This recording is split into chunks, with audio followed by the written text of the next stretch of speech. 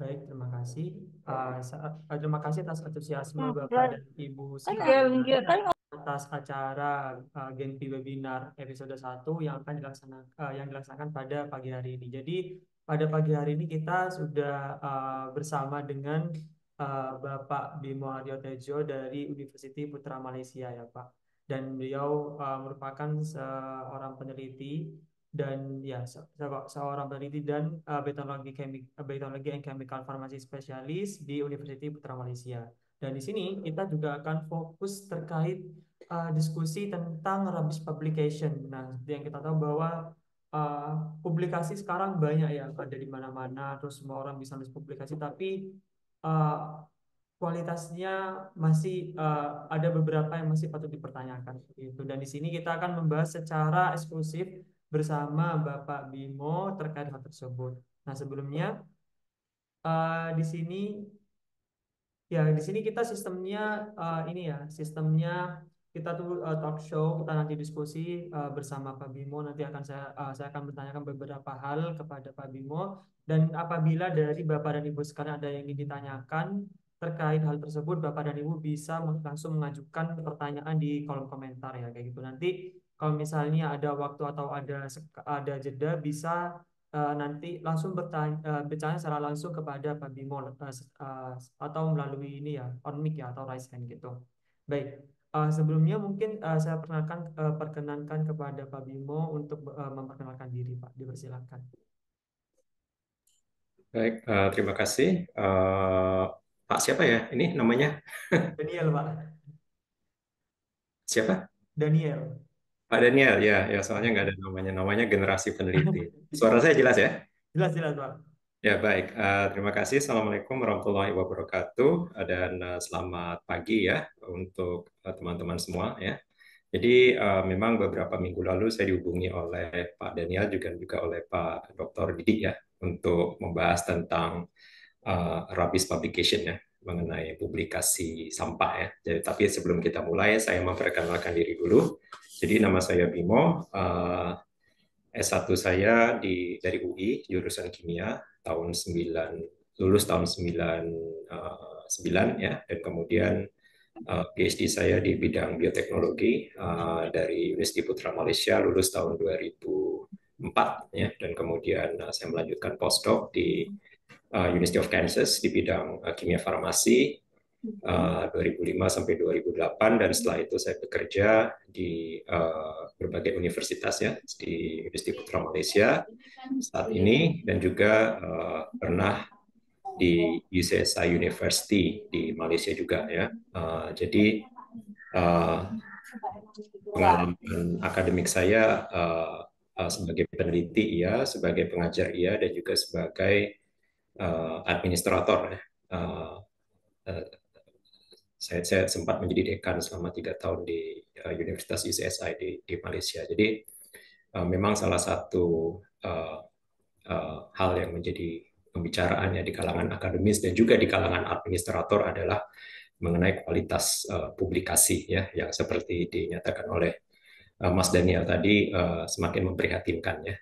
Dan ini yang akan kita diskusikan pada hari ini bersama Mas Daniel dan juga rekan-rekan semua ya. Jadi sifatnya talk show ya, kita relax aja ya. Hari Sabtu kita nggak mau yang serius-serius ya. Jadi nanti Mas Daniel mungkin bisa bertanya, saya menjawab, dan juga rekan-rekan kalau ada pertanyaan bisa diajukan.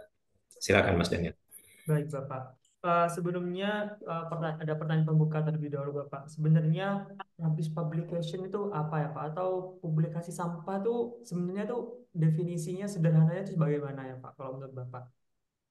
Ya, sebenarnya konsep publikasi sampah itu sebenarnya sangat luas ya. Artinya hasil publikasi yang secara ilmiah diragukan, ya, diragukan, dipertanyakan, bahkan tidak valid, ya. Dan ini menjadi concern terutama pada tahun-tahun kebelakangan ini, terutama setelah COVID, ya, setelah COVID, karena banyak sekali artikel-artikel yang di-retract, yang ditarik oleh penerbit karena dijumpai ternyata datanya tidak valid atau ada manipulasi atau fabrikasi atau plagiarisme ya. Dan kemudian kalau publikasi ini hilang dari peredaran ya artinya jadi sampah ya, artinya sudah tidak bisa dimanfaatkan lagi ya.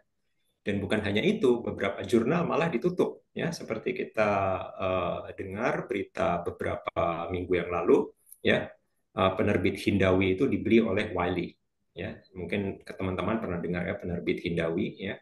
Ada banyak sekali jurnal di bawah Hindawi itu dibeli oleh Wiley dan ada 19 jurnal yang ditutup.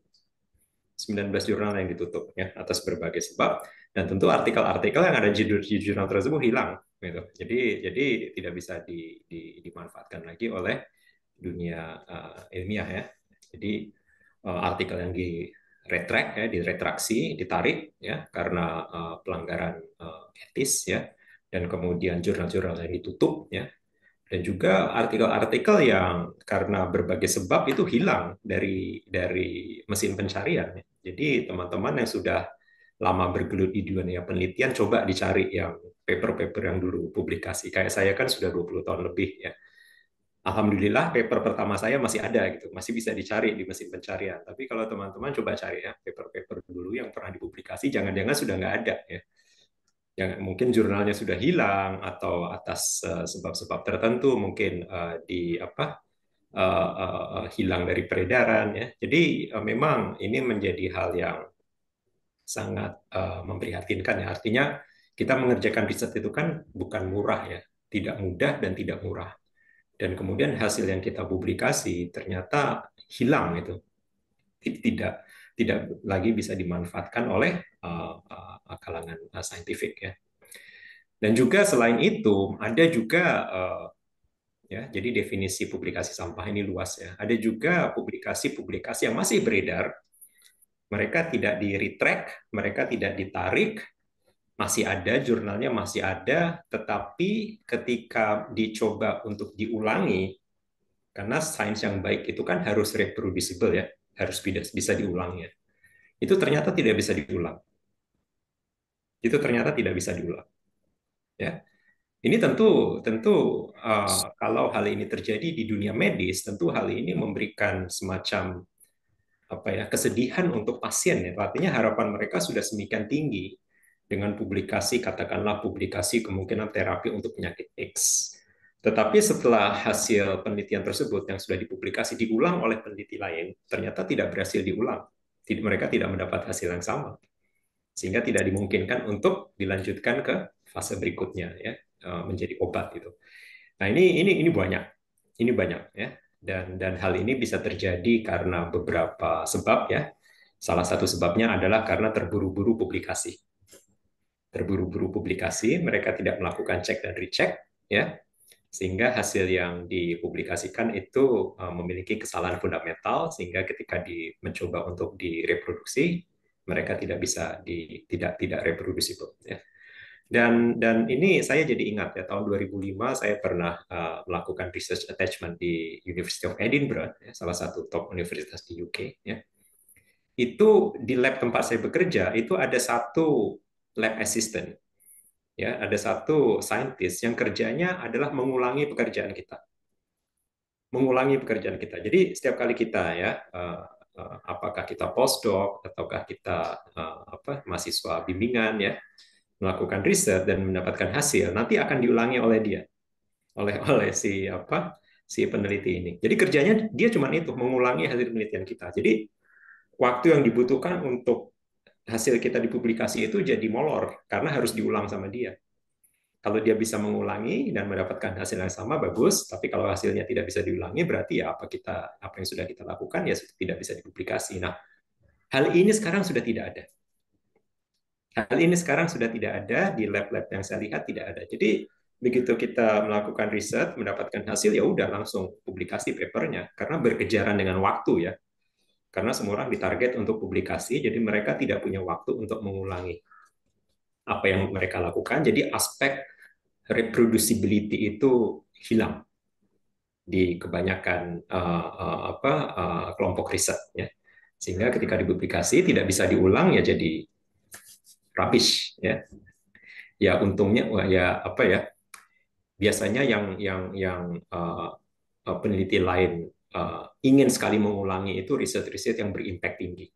Misalnya riset di bidang penyakit Alzheimer misalnya, karena hipotesisnya adalah Alzheimer itu disebabkan oleh penumpukan plak di dalam otak ya. Jadi ada sedimen protein ya di dalam otaknya.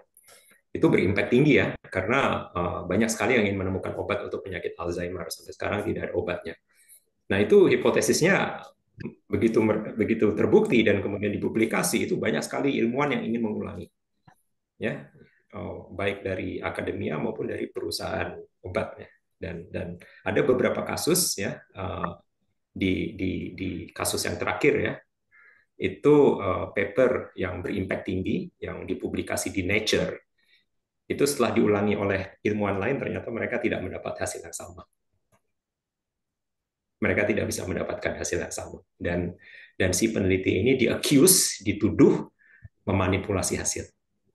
Karena tidak ada yang bisa mendapatkan hasil yang sama dengan apa yang si peneliti ini dapatkan, dan dipublikasi di jurnal nomor 1 loh. Kan ada 2 jurnal yang top di dunia ini, Science dan Nature, itu dipublish di Nature. Jadi ya inilah kenapa Rabies Publication itu ada ya. Jadi publikasi-publikasi yang semata-mata hanya dipublikasi hanya untuk memenuhi target tetapi tidak mencapai tujuan yang hakikinya, yaitu memberikan kontribusi kepada dunia saintifik, dunia ilmiah, atau parahnya hilang dari peredaran begitu saja karena kualitasnya dipertanyakan atau jurnal tempat kita mempublikasi itu ternyata ditutup. Jadi lebih kurang seperti itu, Mas, yang kita maksudkan dengan Rabies Publication. Baik, Bapak. Tadi ada pernyataan yang cukup menarik ya, Pak, terkait manipulasi data. Sebenarnya ini bisa dibilang rahasia umum yang sering terjadi ya, Pak, di dunia akademisi, mulai dari tingkat mahasiswa mungkin sampai tingkat peneliti atau dosen itu. Nah, in case seperti tadi dan dia itu dipublikasikan di jurnal yang cukup bereputasi ataupun ya jurnal yang mungkin reputasinya cukup rendah dan dia terbukti melakukan manipulasi data, sebenarnya apakah ada konsekuensi tertentu ya Pak terkait tersebut? Mungkin secara hukum tuh apakah ada ya Pak? Nah, itu biasanya sanksinya internal ya. Oh, Karena ini pelanggaran etik ya, artinya bukan pelanggaran hukum. Tidak ada hukum yang menyatakan kalau Anda mempublikasi apa memanipulasi hasil riset Anda dan kemudian terpublikasi maka Anda melanggar hukum, di penjara segala macam. Itu tidak ada. Biasanya sanksinya internal di tahap institusi universitas ya, apa yang paling parah biasanya dipecat ya. Ini kan terjadi apa di Presiden Harvard University kalau nggak salah ya. Jadi dijumpai ternyata salah satu publikasinya itu hasilnya ternyata diragukan dan dia mengakui dia terlalu sibuk, jadi dia tidak sempat mengawasi mahasiswanya ketika melakukan riset ya, sanksinya ya dia harus mundur ya. Jadi memang hal ini sangat terjadi di mana-mana, tapi sanksinya memang diserahkan kepada internal ya. Dan hal ini terjadi biasanya, manipulasi ini ada 2 sebab ya. Yang pertama adalah karena kita kan punya hipotesis ya. Ketika melakukan riset kita punya hipotesis dan kita berharap hasil riset kita memenuhi hipotesis kita. Jadi begitu hasil itu tidak memenuhi hipotesis kita atau hasilnya risetnya negatif, biasanya kita berusaha membuat hasilnya sesuai dengan hipotesis kita. Biasanya di ilmu-ilmu sosial, biasanya seperti ini. Atau negatif result. Kalau negatif result kan kita nggak bisa publikasi. Kemudian dicobalah berbagai macam cara supaya hasilnya positif. Dan kemudian setelah diulangi ternyata nggak dapat. Nah, ini kan banyak sekali ya, setelah diulangi ternyata nggak dapat hasilnya. Nah, itu atau seperti yang terjadi tadi, kurangnya pengawasan atau monitoring dari pembimbing. Nah, ini kan mahasiswa kan tertekan ya untuk publikasi ya. Tertekan ya, harus lulus, harus ada publikasi ya. Jadi mereka berusaha melakukan segala sesuatu dan pembimbing tidak melakukan monitoring dengan ketat. Kalau saya sekali seminggu kita masih meeting. Sekali seminggu setiap hari Jumat sore ya. Itu saya monitor semua hasil itu, mahasiswa harus presentasi, saya lihat metodenya, saya lihat hasilnya. Kalau saya lihat nggak masuk akal ya saya suruh mereka untuk ulangi. Tapi kan nggak semua punya waktu seperti ini. Beberapa pembimbing bahkan ketemu mahasiswanya semester hanya sekali. Ya, banyak sekali ya yang pembimbing yang memang tidak punya waktu untuk mahasiswanya, sehingga ketika ketemu mahasiswanya mereka tidak mengetahui apa yang sudah dilakukan oleh mahasiswanya, tidak punya waktu untuk mengkritisi hasil riset. Dan ini ketika dipublikasi, dan publikasinya itu ternyata menarik perhatian dari orang, dan setelah diulangi ternyata tidak mendapatkan hasil yang sama, atau terjadi manipulasi hasil ya, biasanya kita lihat dari figures, nah itu pembimbing harus bertanggung jawab. Nggak bisa menyalahkan mahasiswa. Seperti yang terjadi Presiden Harvard University, ya dia harus mundur. Gitu. Jadi ini juga pesan untuk pembimbing, ya saya juga pembimbing ya, pesan untuk pembimbing, tolong ya, monitoring itu harus dilakukan dengan ketat ya. Paling tidak sekali seminggu atau 2 minggu sekali itu harus monitor apa yang dilakukan oleh mahasiswa bimbingan kita, metodologinya, hasilnya dilihat. Karena bagaimanapun kita ini corresponding author, kita ini penulis penghubung ya, sebagai pembimbing. Jadi kita yang bertanggung jawab kalau ada apa-apa dengan paper kita. Kita nggak bisa lari dari tanggung jawab. Ya, dan tanggung jawab itu uh, uh, uh, harus dilakukan dengan apa ya, dengan sepenuh hati. Ya. Artinya kita yang bertanggung jawab terhadap apapun yang dipublikasikan, walaupun first author-nya, nama pertamanya adalah mahasiswa kita. Gitu. Baik, Bapak.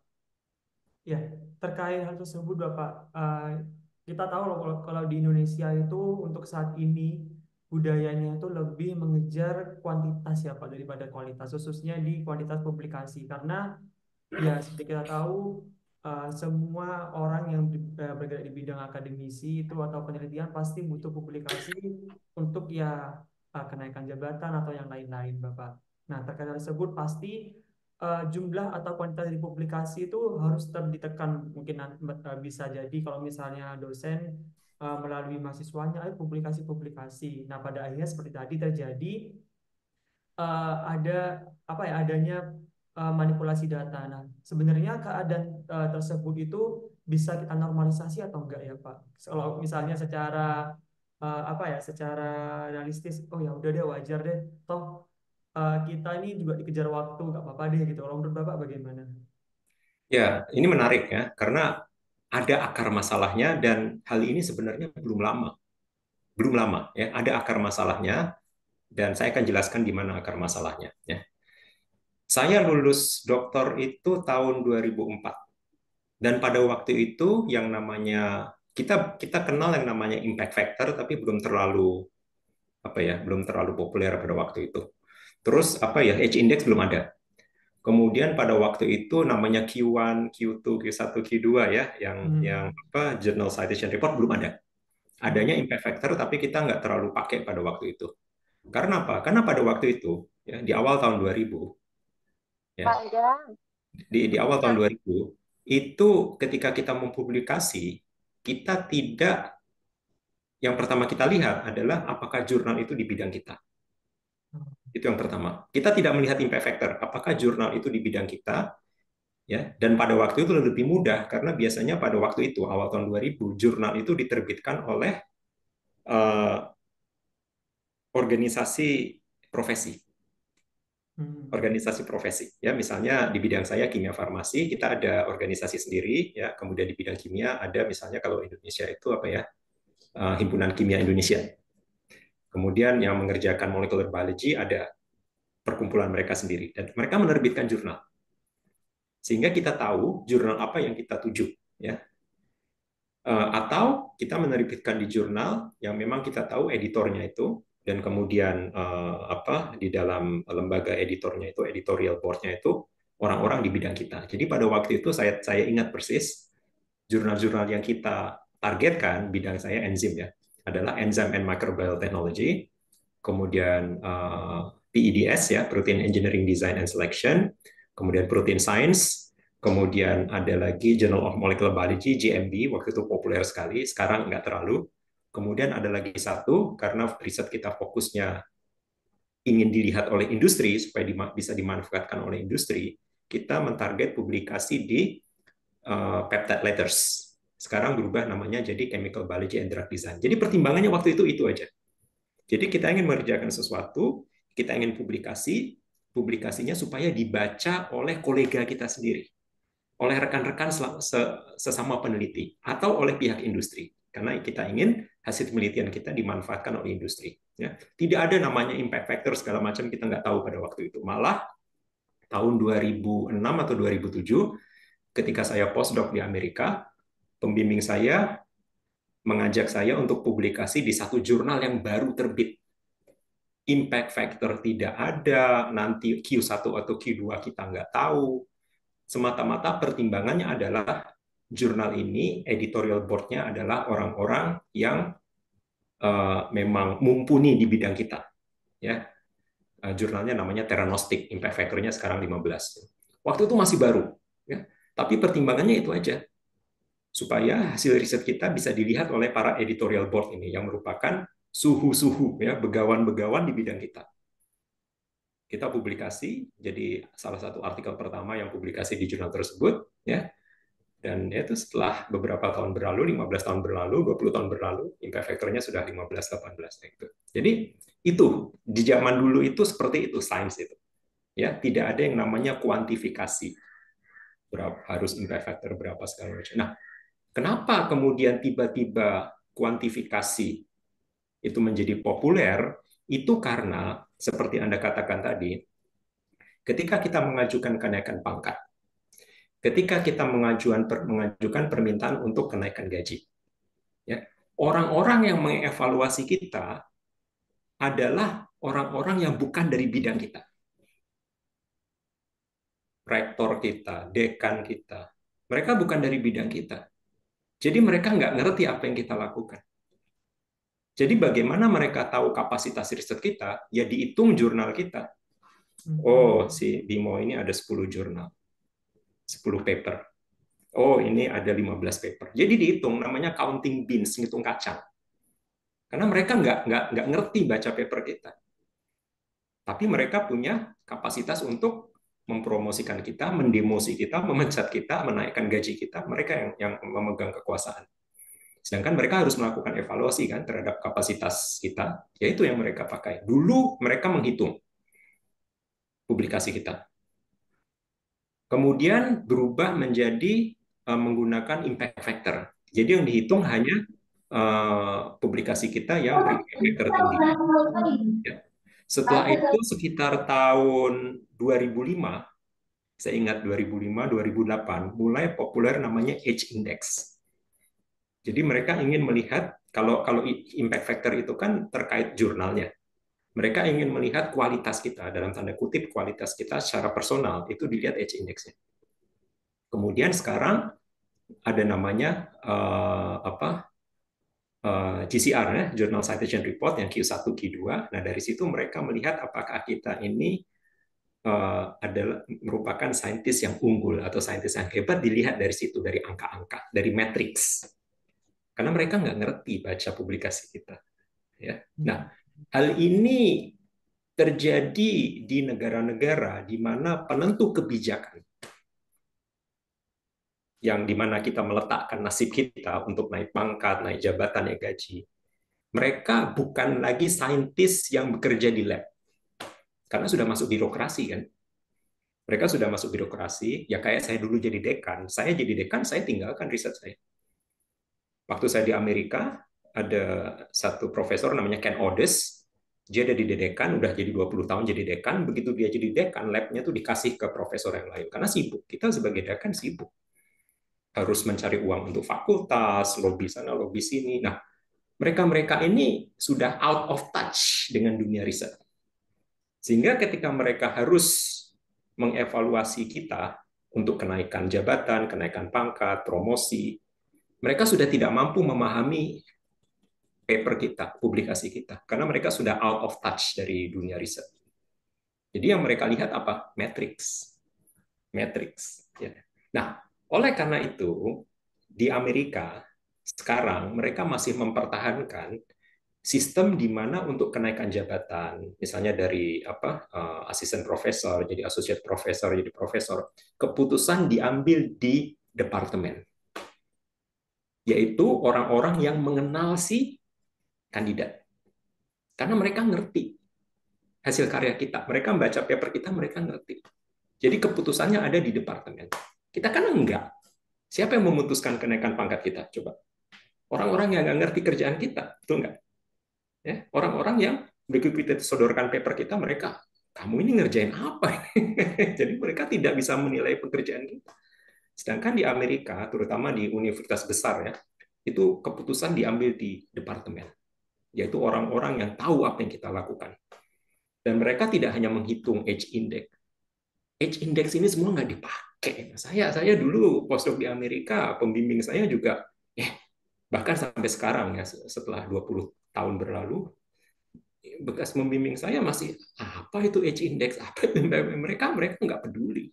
Yang mereka peduli adalah apakah kita sebagai faculty member ya, sebagai peneliti, kita bisa menciptakan ilmu pengetahuan baru, new knowledge, ya, to create new knowledge. Dan apakah new knowledge ya, ilmu baru yang kita hasilkan tersebut cukup signifikan di bidang riset kita. Itu cara melihatnya bukan hanya dari jumlah publikasi, bukan hanya dari age index ya, tidak, mereka melihat dari faktor-faktor lain juga ya. Dan itu biasanya mereka diskusikan di departemen, yaitu orang-orang yang mengerti apa yang kita lakukan.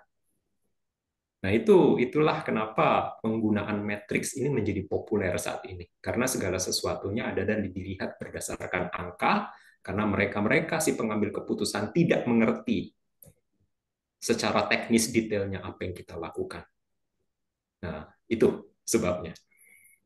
Baik, Bapak. Terkait hal tersebut, Bapak, penentu ini ya, terkait kualitas orang peneliti itu, sebenarnya tadi kan kalau misalnya Indonesia, kita kan kalau misalnya mau naik jabatan kan kita berdasarkan ini ya, counting bits tadi, anggapannya menghitung jumlah publikasi. Tapi seperti yang Bapak sampaikan barusan ini bisa dibilang ini informasi yang cukup baru juga bagi saya. Kalau misalnya beberapa universitas di Amerika itu mereka penilaiannya oleh anggota departemen. Nah, sebenarnya sistem seperti itu hanya ada di Amerika atau hanya unitnya saja menerapkan Bapak kalau terkait hal tersebut. Mayoritas universitas di Amerika masih melakukan hal itu karena mereka sistemnya desentralisasi, ya. Jadi yang berperan besar itu adalah departemen, bukan fakultas, ya. Dekan itu nggak kita mahasiswa nggak tahu siapa dekannya itu. Kalau kita kan dekan itu wah semua mahasiswa tahu kan. Di Amerika itu kita sebagai mahasiswa yang kita kenal itu adalah head of department, ketua departemen. Dekan itu kita nggak pernah, saya di sana nggak pernah ketemu dekan saya karena dia sibuk meeting, sibuk golf sana sini, melobi sana sini untuk mendapatkan dana untuk membangun fakultas.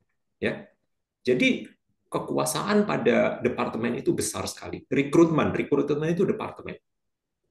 Ya, mereka ingin merekrut dosen yang seperti apa? Biasanya yang mereka rekrut adalah dosen yang bisa membawa ilmu baru. Misalnya mereka kekurangan orang yang bisa membuat vaksin, misalnya. Sekarang kan ada teknologi vaksin baru mRNA ya sejak COVID. Ya. Itu biasanya departemen akan memutuskan, oke, sekarang trennya itu bergerak ke atas ke arah vaksin mRNA, kita rekrut orang yang memiliki kepakaran di bidang tersebut. Jadi mereka merekrut orang berdasarkan kebutuhan departemen, berdasarkan kebutuhan ilmu apa yang mereka ingin kembangkan. Nah, setelah mereka rekrut, kemudian mereka biasanya selama 4 atau 5 tahun mereka mengerjakan risetnya. Dan mereka selama 5 tahun ini diamati oleh faculty members yang lain, oleh kolega yang lain, diamati, berinteraksi, melihat apakah riset dia itu benar-benar signifikan, benar-benar menyumbang sesuatu yang baru kepada dunia ilmu pengetahuan. Dan dari situ kemudian ketika sudah waktunya untuk promosi, untuk tenure istilahnya, nah itu evaluasinya didasarkan pada hal itu ya. Yang melakukan evaluasi adalah orang-orang yang memang berinteraksi dengan si kandidat, bukan some John, Dick, and Harry yang tidak kenal dengan si kandidat. Ya. Kayak saya dulu, saya kan pengalaman ya, saya pengalaman masuk di komite promosi ya sebagai dekan itu. Itu jadi begitu kandidat yang ingin kita promosikan masuk ke ruang promosi itu, rektor tanya, "Who are you? Kamu itu siapa?" Karena rektornya sendiri nggak kenal dengan si kandidat. Aduh. Nah, ini tidak terjadi di Amerika karena yang melakukan seleksi, yang melakukan evaluasi itu adalah anggota departemen yang memang kenal dengan si kandidat dan dia tahu apa yang kita kerjakan.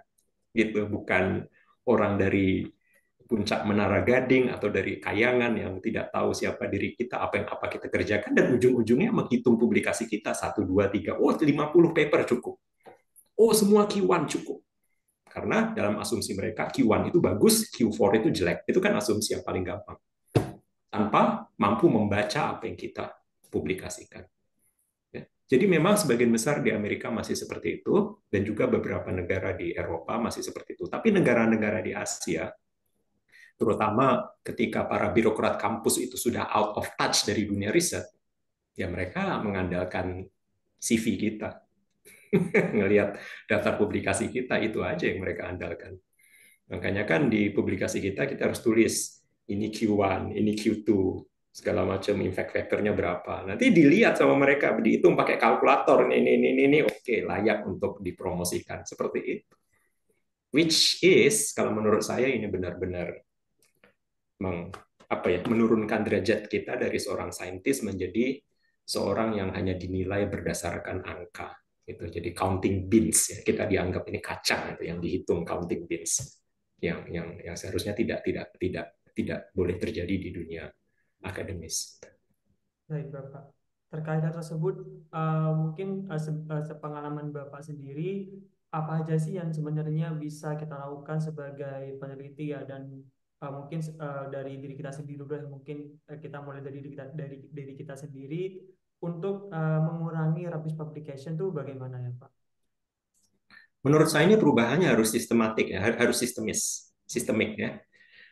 Karena kita sebagai peneliti yang bekerja di satu institusi, biasanya kita ditarget ya, punya KPI. Paper harus sekian, Q1 harus sekian, segala macam. Dan perubahan itu ya harus dari atas. Dan ini sebenarnya gelombang perubahan ini mulai terjadi. Ya, di UK misalnya, di Inggris, UKRI ya, UK Research and Innovation, UKRI. Mereka ketika melihat kualitas kita ya seorang peneliti, mereka tidak lagi melihat daftar publikasi. Jadi format CV-nya yang mereka minta dari kita adalah kita harus menjelaskan sebagai seorang saintis apa kontribusi kita terhadap dunia ilmu pengetahuan. Jadi kita harus nulis essay. Kita harus nulis essay, ya tentu kita harus jelaskan kan kontribusi saya ini adalah new knowledge yang saya kembangkan dan ini adalah buktinya, publikasi segala macam. Tapi mereka tidak lagi menghitung, tidak lagi counting beans, menghitung kacang. Ya. Dan ini satu perkembangan yang bagus ya. Artinya kita sebagai peneliti harus bisa menjelaskan kontribusi kita ini apa sih terhadap dunia ilmu pengetahuan. Paper 50 tapi semuanya cuma mengubah parameter A, mengubah parameter B, ini mengubah parameter sini, sana, sini, sana. Apa kontribusi kita terhadap ilmu pengetahuan? Tetapi orang dengan hanya 5 papers, tapi betul-betul menciptakan new knowledge, itu jauh lebih bernilai. Paper saya dengan paper Oppenheimer lebih banyak paper saya, tapi Oppenheimer bisa bikin bom nuklir. Saya nggak bikin apa-apa gitu kan. Benar, Einstein dengan saya papernya mungkin sama atau bahkan Einstein lebih sedikit dibanding paper saya, tapi lihat kontribusi yang dilakukan oleh Einstein seperti apa. Wolfgang Pauli di bidang kimia, ya papernya mungkin cuma 20. Saya pernah coba hitung cuma 20, saya 70. Tetapi dengan 20 paper tersebut, dia menemukan teori Pauli exclusion principle yang digunakan oleh dunia kimia bahkan sampai saat ini. Ya, ide yang sangat revolusioner gitu. Jadi memang semuanya itu harus dirubah secara sistemik ya dari atas, kesadaran dari atas bahwa hal seperti ini yang sekarang terjadi di dunia akademis ini tidak boleh dibiarkan berlarut-larut ya. Nah, apa yang bisa kita lakukan sebagai peneliti tentu kita paham ya semua orang punya tekanan ya publish or perish ya. Kalau nggak publikasi Anda memang bisa ditendang dari dunia akademis ya. Tentu yang kita bisa lakukan adalah menjaga ya integritas ya ketika kita mempublikasikan hasil riset kita. Langkah pertama adalah dengan monitoring secara ketat. Kita sendiri harus hands on. Nggak peduli kita ini sibuknya seperti apa, apakah kita sudah masuk birokrasi kampus atau tidak, kita harus rutin bertemu dengan mahasiswa bimbingan kita, dan kalau perlu kita terjun langsung masuk ke lab, hands on. Kalau nggak mampu, tinggalkan riset. Seperti saya dulu. Saya dulu jadi dekan, memang saya tinggalkan riset. Karena saya tahu, ya saya belajar dari dekan saya di Amerika dulu. Ketika kita sibuk dengan birokrasi kampus, kita nggak punya waktu untuk riset. It's unfair untuk mahasiswa bimbingan kita kalau sampai dia tidak bisa bertemu kita, konsultasi dengan kita. Nggak fair ke dia. Makanya saya tinggalkan dunia riset ya, beberapa tahun, Dan kemudian saya kembali ke riset, saya sempat kelimpungan juga ya, karena otot riset saya sudah melemah ya setelah meninggalkan riset beberapa tahun, kembali ke lingkungan juga ya, tapi ya itu realitas. Kalau nggak masuk birokrasi kampus, kalau sudah nggak sanggup untuk membimbing mahasiswa, lebih baik tinggalkan, jujur aja ya. Kalau mau jadi riset, jadilah periset. Kalau mau masuk birokrasi, jadi birokrasi, udah jadi birokrat kampus, udah ya.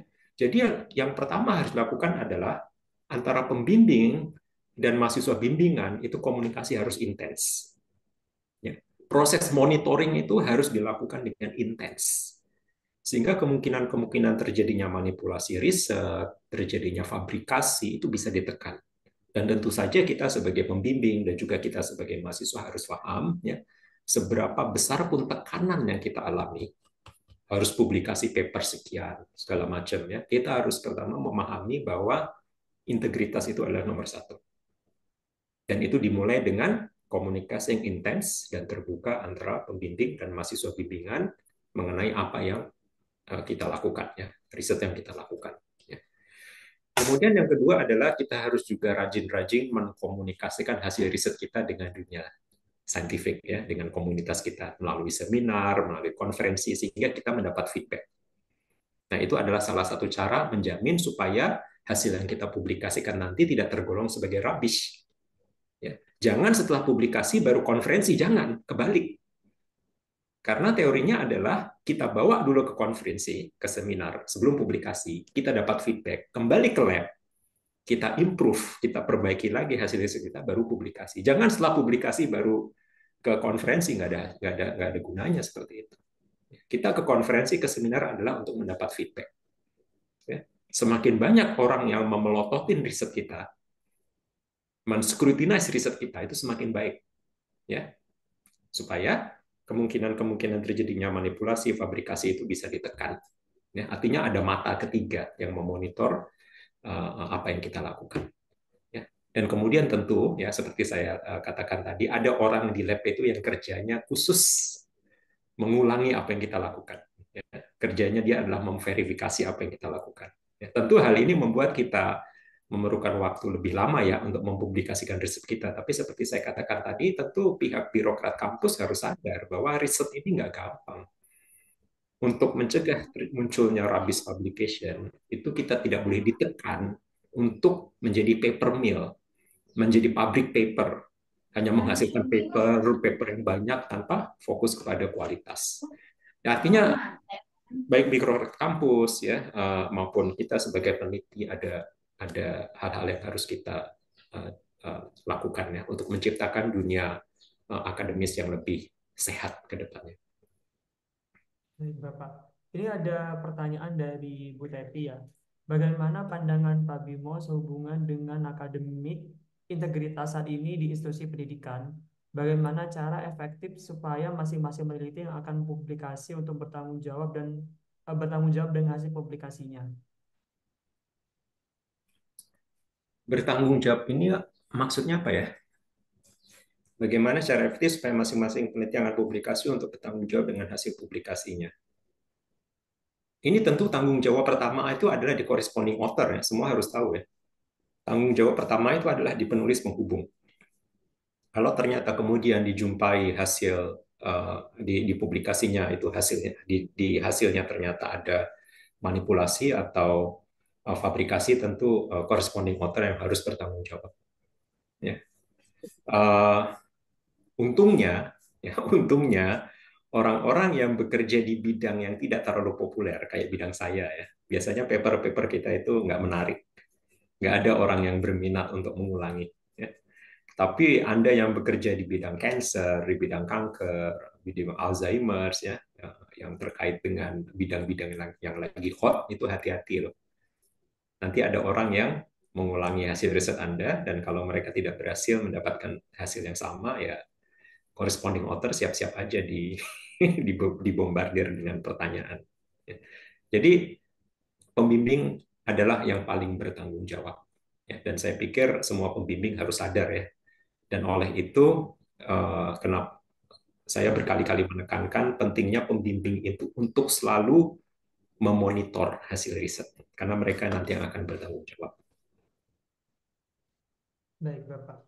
saya ingin bertanya lagi Bapak terkait feedback di konferensi. Menurut saya ini cukup menarik ya, karena sepengalaman saya mengikuti beberapa konferensi itu, apalagi setelah masuk di para representation, mostly peserta yang ada di masing-masing room itu kadang bertanya hanya secara formalitas, kadang karena ya udah tanya seadanya gitu. Jadi kayak kesan kita tuh gak dapet feedback, tapi kayak ya udah dia tuh bertanya hanya untuk menggugurkan kewajiban atau menghargai kita aja. Nah sebenarnya kalau misal kita gak dapet feedback dari conference itu, sebenarnya kita bisa dapet feedback tuh dari mana lagi ya Pak? Ya, orang datang konferensi kan cuma mau liburan aja itu sama untuk dapat sertifikat ya. Masalahnya kan itu ya. Kalau saya memang ingin dapat feedback, malah beberapa kali saya datang konferensi saya dapat kolaborator baru ya. Jadi memang itu yang kita inginkan dari sebuah seminar atau konferensi ya. Jadi selain seminar, konferensi, feedback kita bisa dapatkan misalnya dari ResearchGate misalnya. Sekarang kan ada platform seperti ResearchGate, kita bisa berdiskusi di situ ya. Kalau dulu, zaman saya dulu ya, saya namanya generasi lama ya. Dulu namanya mailing list. Mailing list namanya. Dulu jadi kita subscribe ya. Di situ ada ilmuwan-ilmuwan dari bidang yang sama, kita berdiskusi. Biasanya kalau kita ada masalah, kita curhat di situ ya, masalahnya seperti ini, nanti mereka rame-rame membantu kita. Nah, kita dapat feedback dari situ. Nah, kalau sekarang platformnya sudah banyak ya, sosial media, Facebook ada, ResearchGate ada. Tentu ada hal-hal yang confidential ya, kita tidak bisa disclose secara full.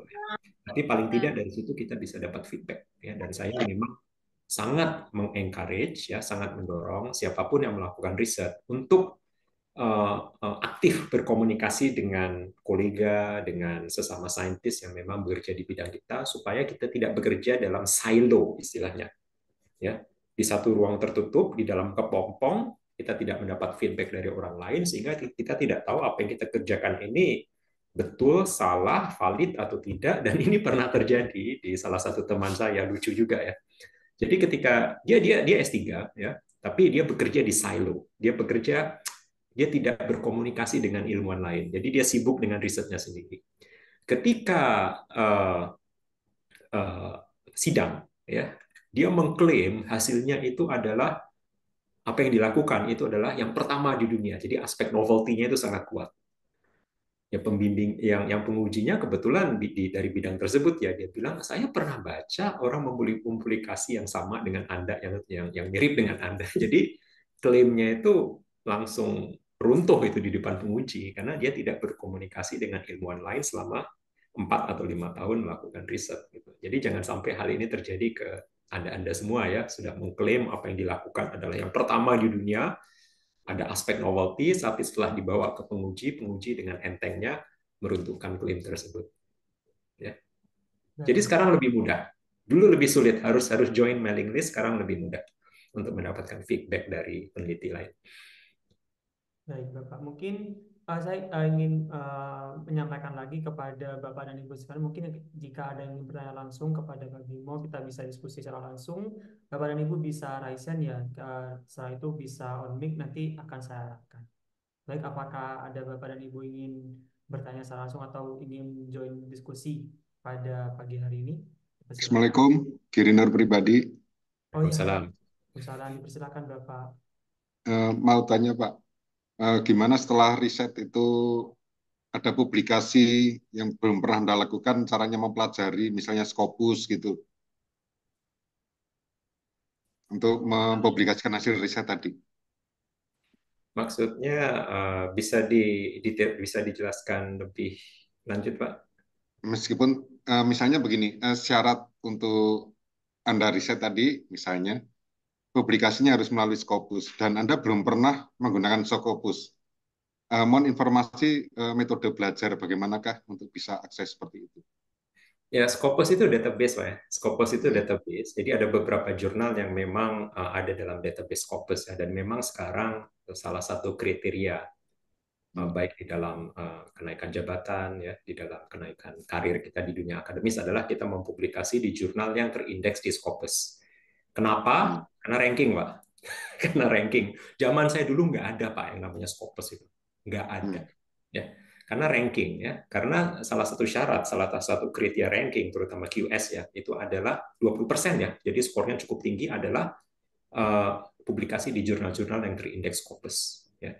Itulah kenapa sekarang kita berlomba-lomba publikasi di jurnal yang terindeks Scopus. Ya. Zaman saya dulu nggak ada. Nah, bagaimana kita mengetahui apakah jurnal itu terindeks Scopus? Kita bisa ke website Scopus, Pak. Biasanya itu ada harus berlangganan ya, harus berlangganan. Atau kita ke jurnalnya, website jurnalnya. Biasanya jurnal itu menyebutkan dia terindeks di mana aja, di Sinta atau di Scopus atau di Google Scholar. Dari situ biasanya kita bisa lihat apakah jurnal tersebut terindeks di Scopus. Kalau kita tidak pernah publikasi di jurnal Scopus, sebenarnya publikasi di jurnal terindeks Scopus itu tidak terlalu sulit karena sekarang kayaknya hampir semua jurnal itu terindeks Scopus kecuali beberapa jurnal nasional ya yang tidak berbahasa Inggris. Nah, itu bisa kita lihat di website jurnal apakah dia terindeks di Scopus atau tidak. Terima kasih. Ya. Baik, terima kasih. Apakah ada feedback lagi, Bapak? Pak Giri? Sudah cukup? Apakah ada feedback lagi? Oke, sudah cukup ya. Baik, selanjutnya ada pertanyaan. Oh, Ya, ada yang raise masih hand itu. unmute, Pak. Ada. Masih unmute, Pak. Dihidupkan dulu mikrofonnya, Pak. Ya, kalau dosen itu kan ada kinerja penunjang. Ini kan dosen PTS. Ya. Nah, apakah ada sertifikat webinar? Oh iya ya, sertifikat webinar nanti akan diumumkan besok ya Pak. Yang pasti nanti akan kebagian semua untuk sertifikatnya Bapak. Ya, Ya, yang baik. penting dapat itu ada emailnya kan Pak yang tadi ketika registrasi.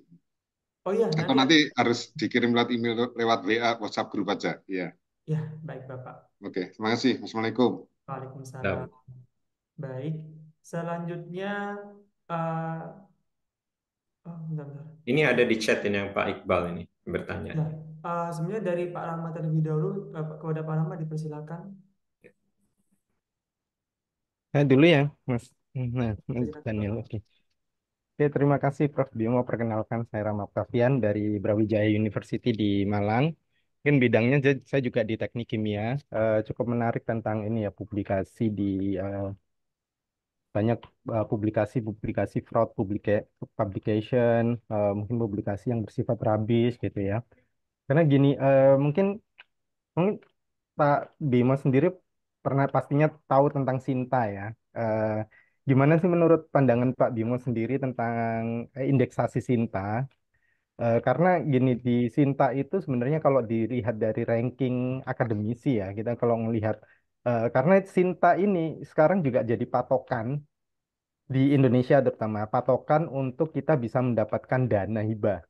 Sinta skor 300 itu untuk penelitian fundamental. Nah, kalau saya melihat scoring di Sinta sendiri itu cukup ya sebenarnya kalau menurut saya pribadi nih ya cukup lucu juga gini ya. Eh, saya bukannya mau membandingkan, mungkin saya komparasi dengan teman sebidang saya ya. Dengan Q1 yang lebih tinggi dari teman saya, tapi dia punya artikel Sinta yang lebih banyak. Sinta skornya pastinya dia akan lebih tinggi dari saya gitu.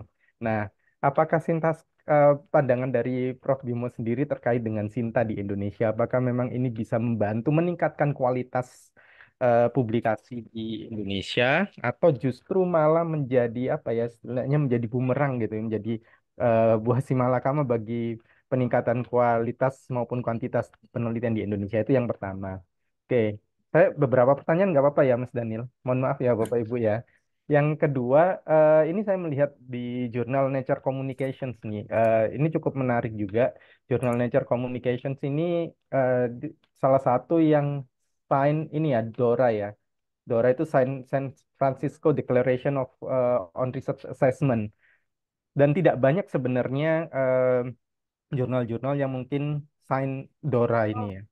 Nah, di Nature Communications ini saya lihat sangat-sangat transparan prosesnya. Peer review-nya itu ada tercantum di website. Nah, ini bisa nggak hal-hal seperti ini mungkin nggak bisa menjadi barrier atau menjadi filter kualitas dari sebuah publikasi tersebut gitu, sebuah jurnal. Sayangnya eh, ini tidak diterapkan di beberapa jurnal gitu ya, transparansi untuk peer review, proses peer review. Nah, eh, bisa bagaimana cara ininya ya, cara agar semua jurnal itu bisa seperti Nature Communications lah itu bisa sign DORA karena ini juga open science kan sekarang didengung-dengungkan open science gitu kan. Nah, cuman masalahnya jurnal-jurnal di Elsevier Publisher maupun Wiley itu saya lihat juga tidak ada proses transparan peer review-nya. Nah, ini juga yang ketiga mungkin terakhir ini agak sedikit out of topic ya Pak Bimo.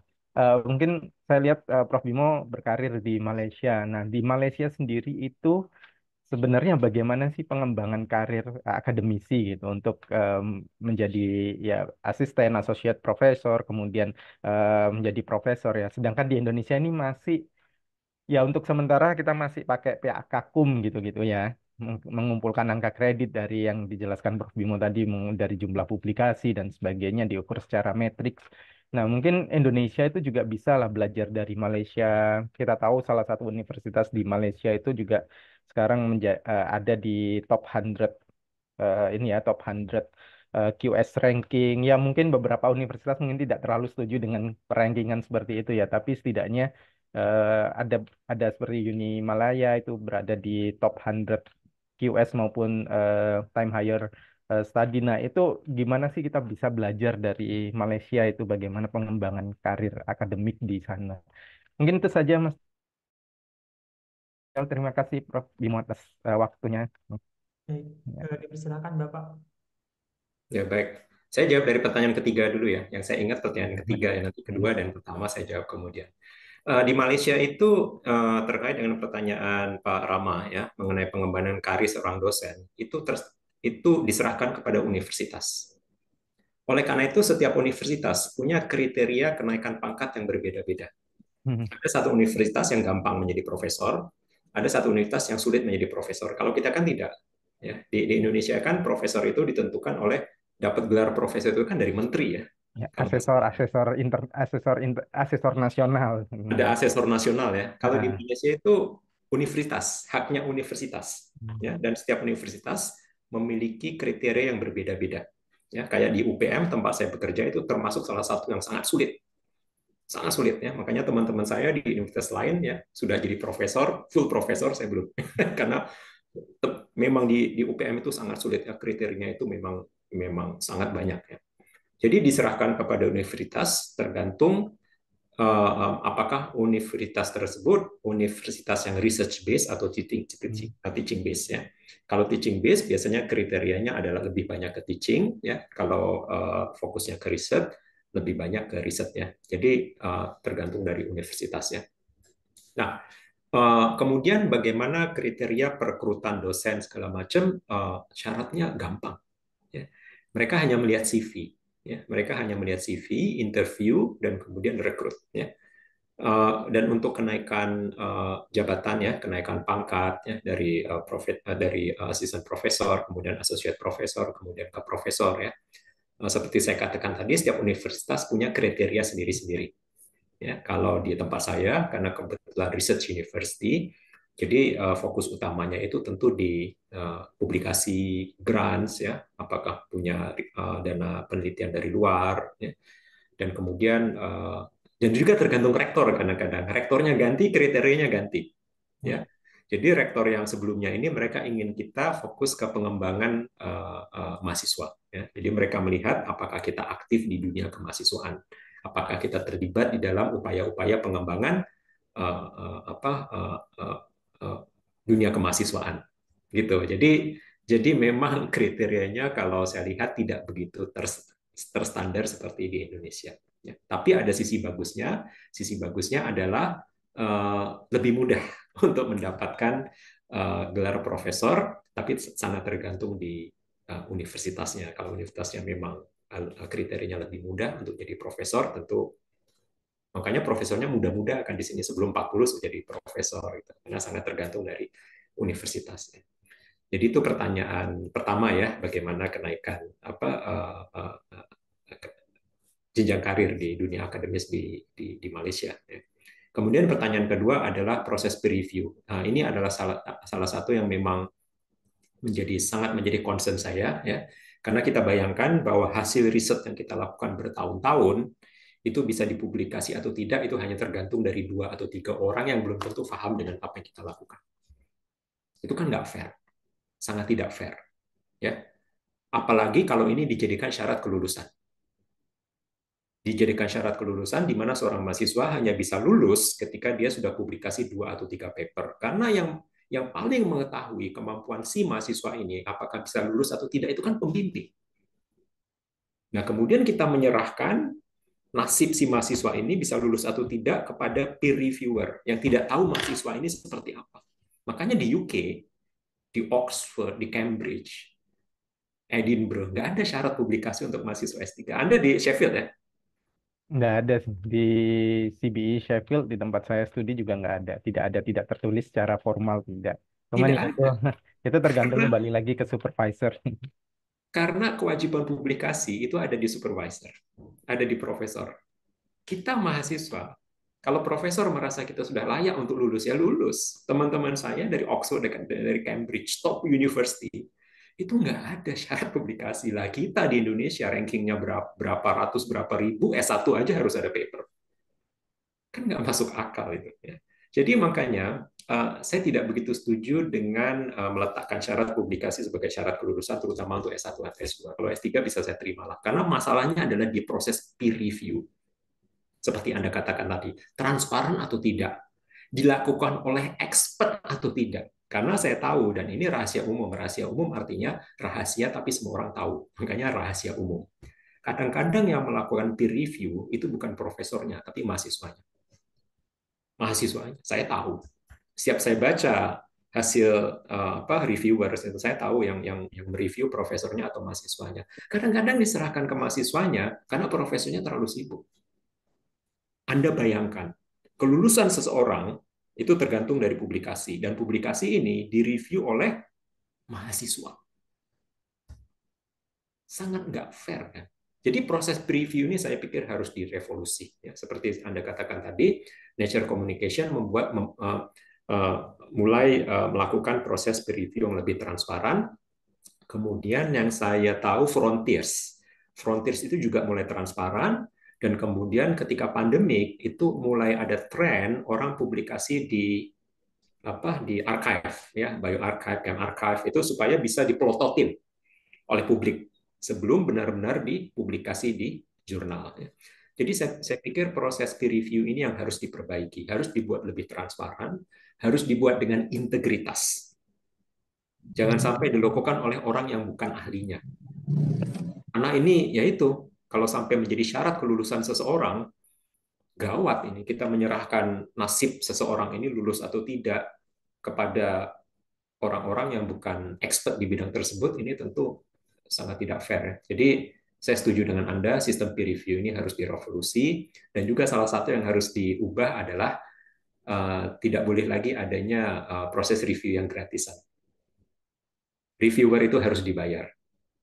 Karena mereview itu susah loh.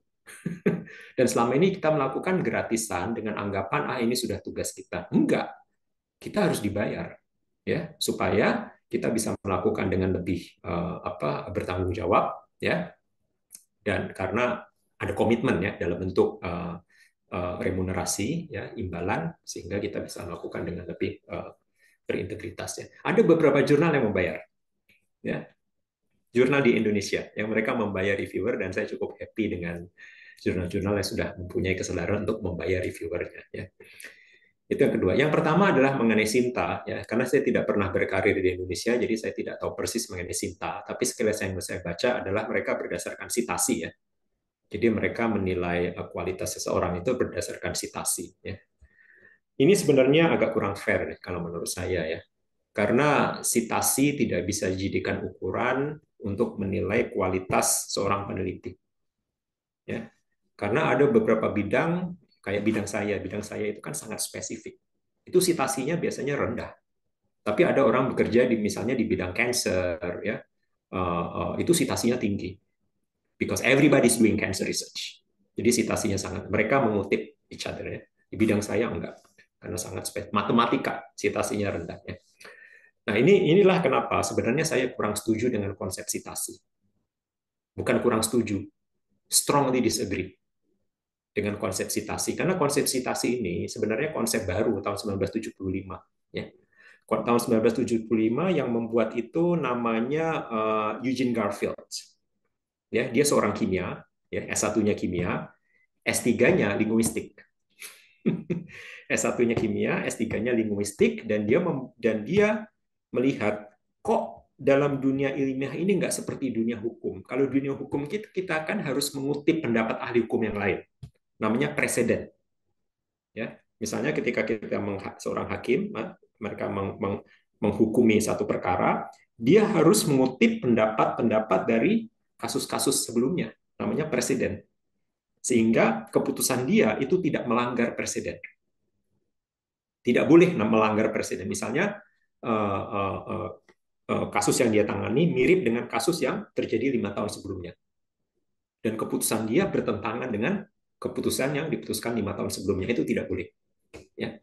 Nah, inilah yang oleh Eugene Garfield tahun 1975 dia berpikir, oh, dalam publikasi dunia ilmiah kita harus mengikuti kebiasaan di dunia hukum dong. Harus ada citasi, harus ada kutipan. Jadi kita harus mengutip pendapat ahli-ahli sebelumnya, ya. Dan inilah yang menjadi dasar bagi Eugene Garfield untuk mengambil kesimpulan secara prematur. Kalau riset kita semakin banyak dikutip, berarti riset kita bagus.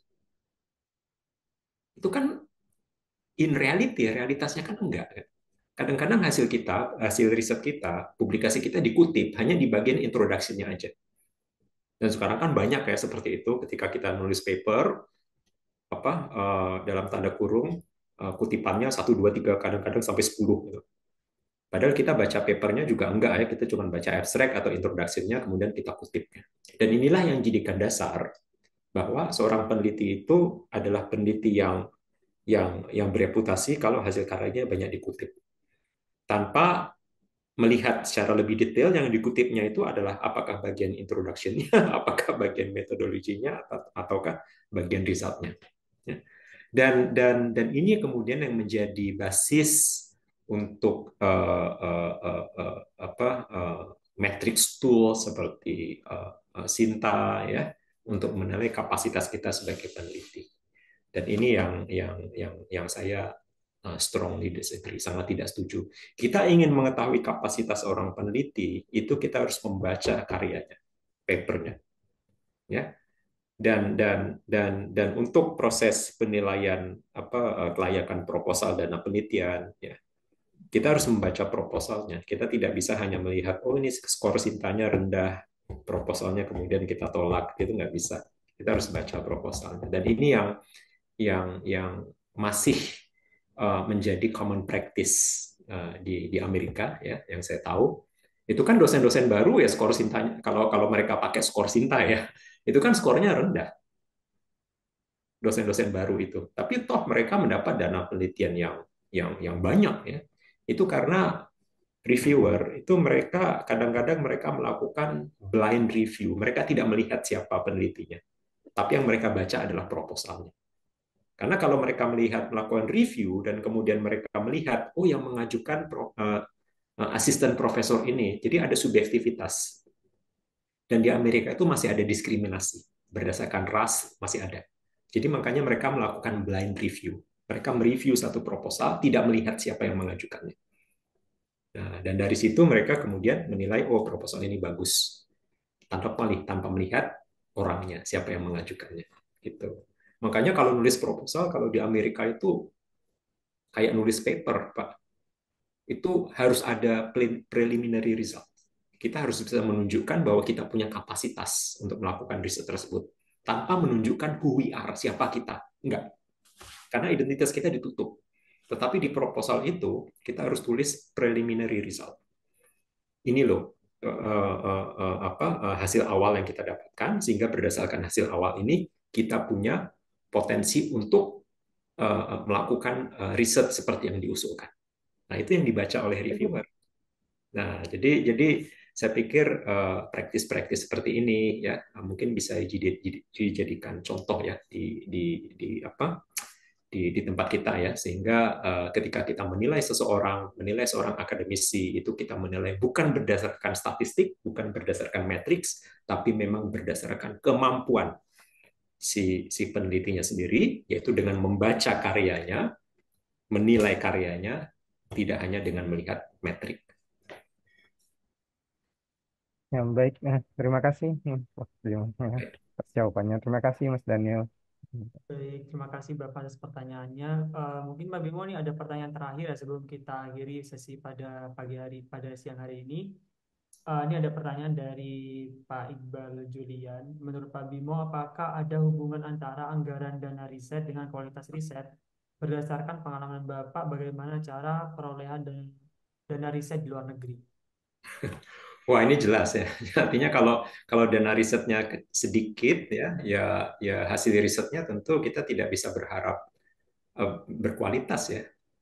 Artinya you pay peanuts you get monkey ya. Anda bayar kacang dapatnya monyet gitu. Kalau orang barat kan bilangnya gitu, you pay peanuts you get monkey ya. Betul ya. Jadi anggaran dana riset itu terkait dengan kualitas riset. Dan kita harus mengakui untuk mendapatkan riset yang berkualitas itu anggaran itu harus tinggi. Nggak ada istilahnya anggaran dipotong terus kita berharap kualitas riset itu bisa meningkat. Paper mungkin bisa. Ya, misalnya kalau kalau kriteria kita jumlah paper, anggaran riset dipotong, jumlah paper masih bisa. Oleh karena itu inilah yang saya tulis di LinkedIn saya ya. Ketika saya meninggalkan dunia riset selama beberapa tahun, sekarang saya menjadi dekan, kemudian saya kembali ke dunia riset, saya kaget. Kita banyak membahas di dalam journal club ya. Jadi setiap meeting dengan mahasiswa saya setiap minggu kita membahas jurnal-jurnal. Kita ambil jurnal-jurnal beberapa dari Q1. Ya, jurnal katanya kalau publikasi di Q1 itu kan pasti hebat ya. Kita bedah metodologinya, kita lihat ya banyak sekali yang sampah. Saya sampai geleng-geleng kepala. Ini bisa publikasi di Q1 ini kenapa? Ini saya nggak tahu ya. Jadi apa yang terjadi adalah anggaran riset dipotong karena ini fenomena global ya. Anggaran riset dipotong, tapi mereka masih ingin kita publikasi yang banyak. Akhirnya ya kita menulis ya hasil-hasil sampah, hasil yang tidak berkualitas, kemudian kita mengalokasikan dana untuk membayar jurnal. Kan banyak jurnal sekarang yang publication fee-nya tinggi ya. Artinya selama kita bisa bayar dan hasil yang kita hasil yang kita publikasikan itu kualitasnya mungkin nggak terlalu tinggi, yang penting kita bisa bayar ya udah bisa terpublikasi, dan itu banyak sekali kita temukan di dalam journal club yang saya adakan setiap minggu ya, setiap hari Jumat sore itu ya. Jadi betul ya, kalau dana riset menurun ya kita jangan berharap kualitas riset kita akan meningkat, walaupun kita bisa menipu diri sendiri. Bisa menipu diri sendiri. Turunkan anggaran riset tapi paksa peneliti untuk publikasi paper sebanyak-banyaknya masih bisa. Masih bisa ya, tapi kita menipu diri sendiri kan. Artinya kita hanya membanjiri dunia ilmiah ini dengan paper-paper yang dari segi kualitas rubbish ya, dan kita kemudian congratulate diri sendiri ya, memberi selamat kepada diri sendiri karena publikasi kita banyak yang sebenarnya tidak memberikan sumbangan berarti kepada dunia penelitian gitu ya. Bagaimana cara perolehan dana riset di luar negeri? Nah, tergantung dari negaranya ya. Kalau di Malaysia kita tidak ada Sinta ya, nggak ada Sinta, nggak ada segala macam. Jadi memang yang dilihat hanya komposisi tim peneliti. Biasanya kita harus kombinasikan antara senior dan junior. Ya, tidak bisa junior semua. Kalau junior semua nanti tentu si reviewer akan, apalagi kalau kita usulkan itu adalah riset yang cutting edge ya, yang canggih, itu reviewer nanti meragukan kapabilitas kita. Jadi kombinasi antara junior dan senior ya. Kemudian kelengkapan alat, apakah alat itu ada di tempat kita, dan juga apakah kita pernah punya track record. Nah, itu makanya saya katakan tadi kombinasi antara senior dan junior. Karena kalau junior itu track record-nya masih kurang, ada senior yang track record publikasinya lebih banyak, lebih dikenal oleh reviewer, dan kemudian tentu apa yang ditulis di dalam proposal tersebut. Ya. Itu kalau di Malaysia. Ya. Kalau di Amerika ini menarik. Di Amerika, beberapa mereka melakukan blind review, seperti yang saya jelaskan ke Pak Rama Octavian tadi. Blind review, mereka tidak tahu siapa kita. Jadi yang mereka nilai hanya murni apa yang tertulis di proposal.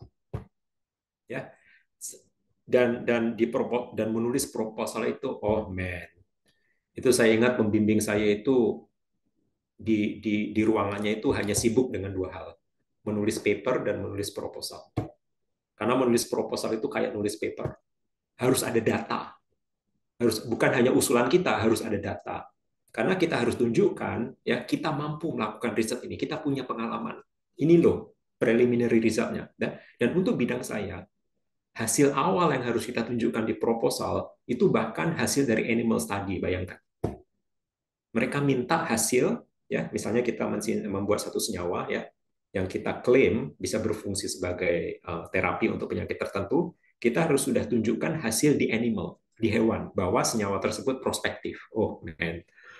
Dan itu baru di proposal. Ya. Jadi apa yang dibaca oleh reviewer, apakah kita mampu melakukan riset yang diusulkan dengan melihat preliminary result yang kita taruh di proposal tersebut. Dan menariknya adalah, ini menariknya, ketika mereka kasih skor, ya. Jadi misalnya proposal kita dapat skor 75 dan kemudian mereka bikin ranking, ya.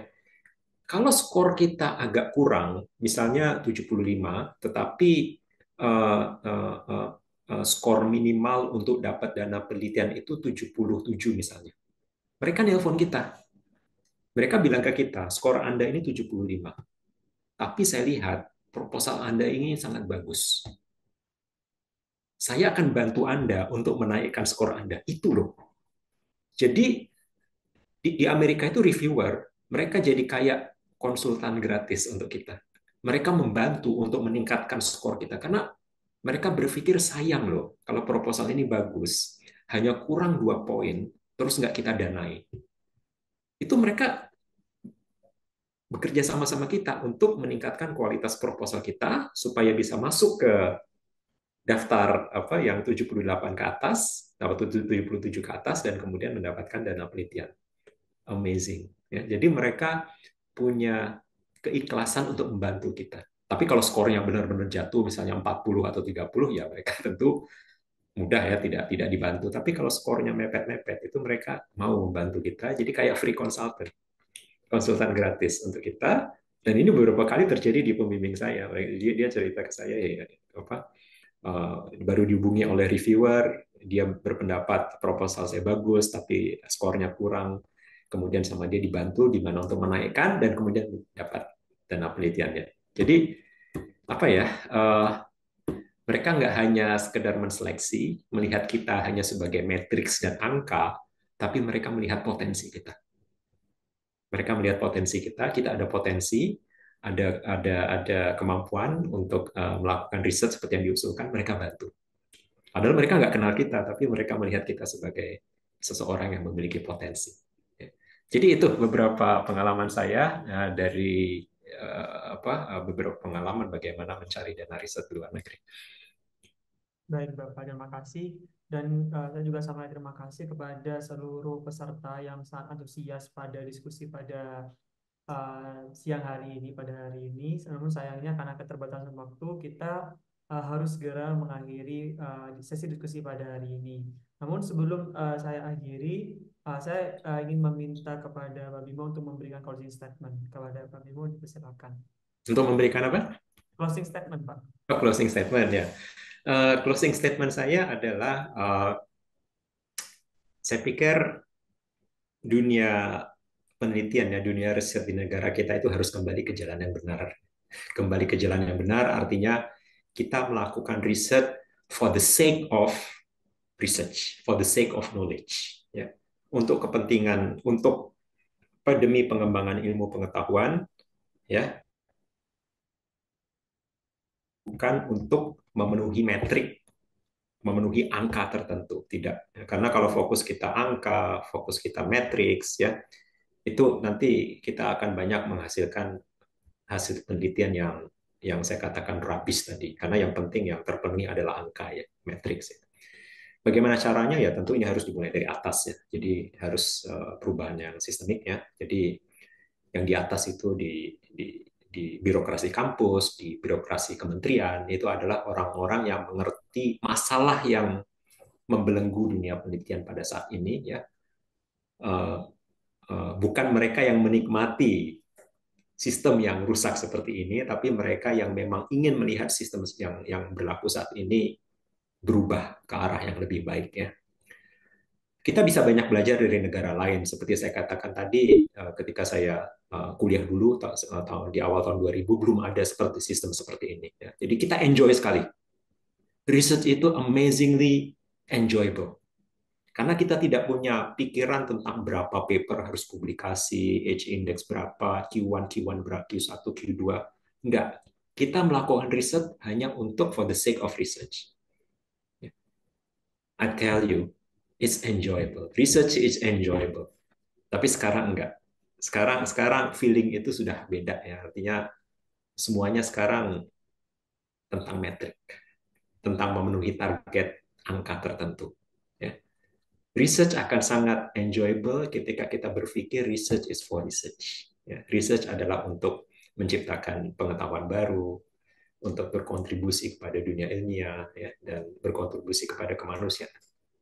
Ya. Dan semoga perubahan itu akan segera terjadilah. Ya. Nanti presiden baru, menteri baru, semoga menteri yang baru nanti memahami situasi ini ya, dan membawa perubahan ke arah yang lebih baik. Itu saja dari saya. Baik, terima kasih Bapak atas konsistensinya. Dan sebelum kita akhiri pada acara hari ini, kita bisa foto bersama terlebih dahulu kepada Bapak dan Ibu.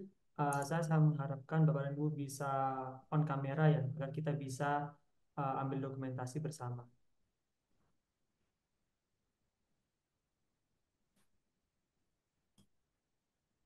Baik, masih ada waktu, dipersilakan kepada Bapak dan Ibu. Kami sangat berharap agar bisa ini ya, bisa on kamera. Kita tunggu 1 menit lagi jika ada yang ingin berkenan.